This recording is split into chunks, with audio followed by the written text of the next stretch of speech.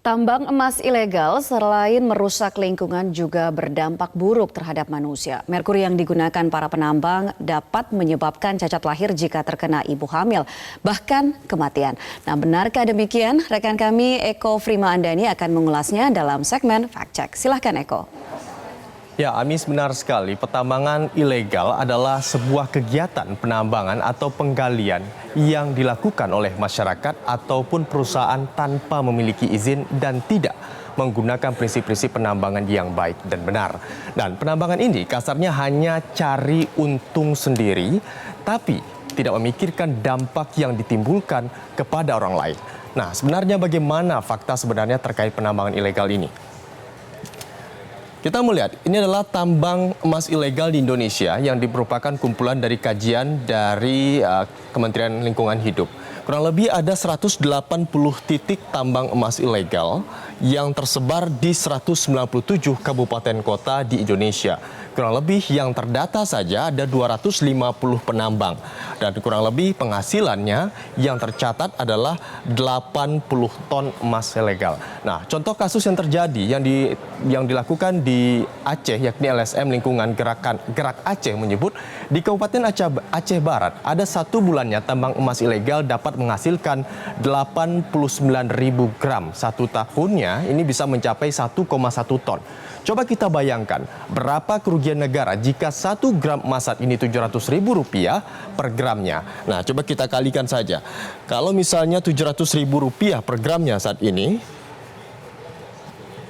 dikalikan dengan kurang lebih ada 1,1 T.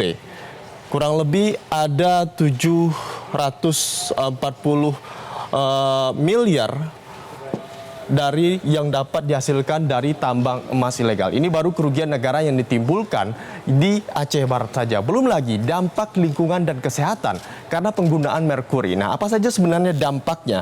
Kita melihat ada beberapa dampak penambangan ilegal yang terjadi dan juga menyebabkan buruknya lingkungan kita. Yang pertama adalah hutan gundul. Ini sudah pasti karena buruknya penambangan emas ilegal ini menyebabkan penggundulan hutan karena untuk membuka jalur dan juga penggalian tentu harus membuka hutan terlebih dahulu. Yang kedua adalah sungai kotor. Ini sudah pasti dikarenakan untuk mengambil emas dari dasar tanah tanah tersebut harus disedot, kemudian juga dikeluarkan dari dasar tanah, kemudian baru digali kembali. Kemudian sudah pasti sungai yang berada di aliran jika tanahnya diambil sudah pasti kotor, dan ketika sungai kotor sudah pasti kualitas air dan juga tanah pun turun dan tidak bisa digunakan. Dan yang pasti kembali adalah meninggalkan lubang sisa galian yang besar dikarenakan dampak penambangan lingkungan yang disebabkan oleh penambangan emas ini. Nah, ini baru dampak penambangan emas dari sisi lingkungan. Bagaimana dengan sisi kemanusiaan? Apa dampaknya bagi kesehatan manusia? Ada beberapa dampaknya. Pertama dari jangka pendek dan juga jangka panjang. Kalau jangka pendek kurang lebih bisa menyebabkan gangguan pencernaan dan juga penyakit kulit. Bisa seperti gatal-gatal ataupun juga gangguan pencernaan seperti sembelit dan lain-lainnya.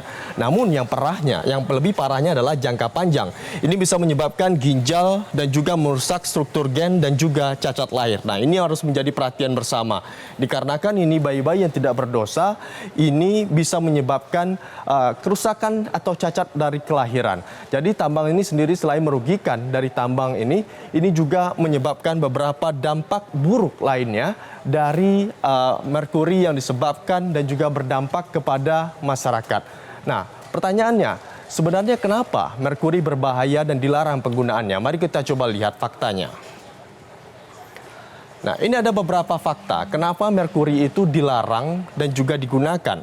Merkuri ini masuk dalam logam berat, di mana 3 logam berat dunia yang dilarang penggunaannya. Kemudian, merkuri ini juga menimbulkan kerusakan kepada manusia. Ini sudah pasti, seperti menyebabkan cacat lahir untuk para ibu hamil. Dan kedua adalah mudah terserap ke dalam tubuh. Inilah kenapa merkuri dilarang, baik itu dalam penggunaan dalam kosmetik dan juga penggunaan dalam bahan tambang. Kemudian dampak lainnya juga merusak biota laut dalam perairan. Inilah dampak lainnya. Sekaligus juga sifat merkuri yang sulit terurai menyebabkan keberadaannya akan ada dan di alam hingga 50 tahun ke depannya, bahkan lebih.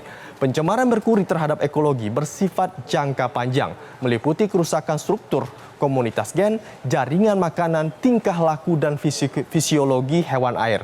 Dan merkuri organik dari jenis metil merkuri dapat memasuki plasenta dan juga merusak janin pada wanita hamil, sehingga menyebabkan cacat bawaan dan kerusakan DNA dan juga kromosom, sekaligus mengganggu saluran darah ke otak hingga kerusakan otak. Nah, kita lihat sebenarnya bagaimana kasus di dunia yang pernah terjadi akibat dampak dari merkuri ini. Kita melihat ini adalah tragedi Minamata di Jepang pada tahun 1932 dan juga 1968. Kasus pencemaran merkuri yang paling besar ini pernah terjadi di Teluk Minamata, Jepang. Ini adalah sebuah perusahaan yang memproduksi asam asetat yang membuang limbahnya ke cairan Teluk Minamata. Salah satunya adalah metil merkuri, konsentrat tinggi. Nah, awalnya daerah ini kaya akan sumber daya ikan dan juga karang. Namun semakin lama semakin berkurang. Masyarakat yang tidak mengetahui jika biota laut perairan telah terkontaminasi tetap mengkonsumsi ikan dan kerang di perairan laut. Dan dampaknya apa? 50.000 masyarakat Minamata yang mengkonsumsi makanan laut yang tercemar ini diidentifikasi terserang penyakit saraf, lumpuh, kehilangan indera perasa, bicara ngaur, dan juga bahkan yang paling parah adalah banyak meninggal dunia. Dan dunia menyebutnya dengan tragedi Minamata. Di Indonesia sendiri sebenarnya juga pernah terjadi dan terkuak ke publik. Salah satunya adalah kasus perusahaan tambang emas di PT Newmont Minahasa pada tahun 2004 lalu yang beroperasi di area Teluk Buyat. Ini juga diduga membuat membuang limbah tailingnya ke dasar Teluk Minahasa, sehingga menimbulkan masalah lingkungan dan kesehatan masyarakat yang sangat serius. Nah, lalu pertanyaannya, apakah merkuri satu-satunya cara untuk mengurai emas? Jawabannya tidak. Lalu apa solusinya jika memang merkuri tidak bisa digunakan? Ada beberapa alternatif mengganti merkuri. Salah satunya bisa menggunakan boraks. Boraks ini ada beberapa keunggulannya. Pertama, tidak mencemari lingkungan. Yang kedua, hasilkan emas 25% lebih banyak jika dibandingkan yang lainnya.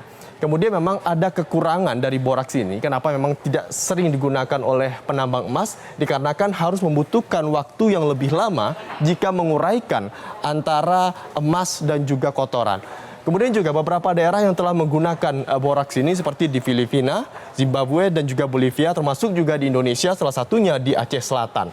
Kemudian juga alternatif penggunaan boraks ini juga ada yang lainnya, yakni penggunaan ijuk. Ini adalah salah satu cara tradisional yang digunakan untuk penambang emas, ramah lingkungan dan menggunakan bahan alami. Kurang lebih hasilnya 2-4 kali lebih banyak dan juga aman untuk lingkungan sudah pasti. Kemudian ada kekurangan dari penggunaan ijuk. Ini memang membutuhkan waktu yang lebih lama karena memang penambang emas harus menggunakan secara teliti dan juga membutuhkan waktu yang lama untuk membagi dan juga melihat mana emas yang bisa berhasil mereka tambang. Nah, beberapa daerah yang berhasil untuk menggunakan ini adalah seperti di Sumbawa Barat, Indonesia. Ini adalah beberapa contoh. Jadi pertanyaannya, benarkah tambang emas ilegal adalah tambang rakyat? Jawabannya tidak sepenuhnya benar, karena faktanya berbagai operasi penertiban yang dilakukan pihak kepolisian maupun LSM lingkungan mendapatkan pertambangan emas tanpa izin ini tidak dilakukan secara tradisional, tapi sudah melibatkan alat-alat berat. Nah, kalau sudah ada alat berat, tentu sudah ada pemodal besar yang menjamin dan juga bermain di belakang ini. Jadi tidak bisa lagi dikatakan ini adalah tambang rakyat. Demikian, Amin. Tambang emas ilegal selain merusak lingkungan juga berdampak buruk terhadap manusia. Merkuri yang digunakan para penambang dapat menyebabkan cacat lahir jika terkena ibu hamil, bahkan kematian. Nah, benarkah demikian? Rekan kami Eko Frima Andani akan mengulasnya dalam segmen Fact Check. Silahkan Eko. Ya, Amis, benar sekali. Pertambangan ilegal adalah sebuah kegiatan penambangan atau penggalian yang dilakukan oleh masyarakat ataupun perusahaan tanpa memiliki izin dan tidak menggunakan prinsip-prinsip penambangan yang baik dan benar. Dan penambangan ini kasarnya hanya cari untung sendiri, tapi tidak memikirkan dampak yang ditimbulkan kepada orang lain. Nah, sebenarnya bagaimana fakta sebenarnya terkait penambangan ilegal ini? Kita melihat ini adalah tambang emas ilegal di Indonesia yang merupakan kumpulan dari kajian dari Kementerian Lingkungan Hidup. Kurang lebih ada 180 titik tambang emas ilegal yang tersebar di 197 kabupaten kota di Indonesia. Kurang lebih yang terdata saja ada 250 penambang. Dan kurang lebih penghasilannya yang tercatat adalah 80 ton emas ilegal. Nah, contoh kasus yang terjadi yang